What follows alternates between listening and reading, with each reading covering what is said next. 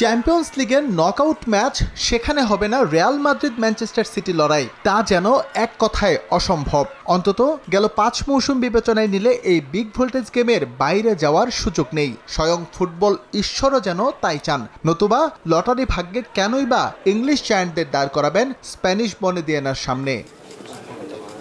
Champions লিগের play of পর্ব শেষে সুইজারল্যান্ডের নিয়নে বসেছিল রাউন্ড অফ 16-এর ড্র, যেখানে 16 দল খুঁজে নিয়েছে একে অপরকে। রিয়াল মাদ্রিদ আর ম্যানচেস্টার সিটি হেঁটেছে পুরনো পথে।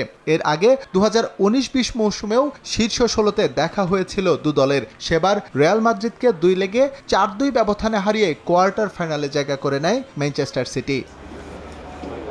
এবারের লটারি পিএসজিকে সুযোগ তৈরি করে দিয়েছে প্রতিশোধ নেয়ার। ইউসিএল চ্যাম্পিয়নরা ক্লাব বিশ্বকাপের নতুন ফরম্যাটে খেলতে গিয়ে চেলসির কাছে হয়েছিল ধরাশায়ী। ভাগ্য এবার তাদের মুখোমুখি দাঁড় করিয়েছে রাউন্ড অফ 16-এই। মার্কিন যুক্তরাষ্ট্রের শিরোপা হারানোর দুঃখে কিছুটা হলেও সান্ত্বনার প্রলেপ লাগানোর সুযোগ পাচ্ছে প্যারিসিয়ানরা। চেলসির ফর্মই আত্মবিশ্বাসী করছে ফ্রেঞ্চ চ্যাম্পিয়নদের।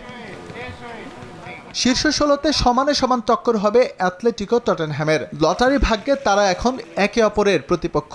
সেই দিক থেকে সুবিধাজনক অবস্থানে আছে ফুটবল ক্লাব বার্সেলোনা। নকআউট ফেজে তাদের প্রতিপক্ষ নিউক্যাসল ইউনাইটেড। গেল মৌসুম দুর্দান্ত কাটালেও এবার ভালো অবস্থানে নেই ইংলিশ ক্লাবটি। সেই হিসেবে বলা যায় বেশ হেসে খেলেই পরের পর্ব নিশ্চিত করতে পারে বার্সা।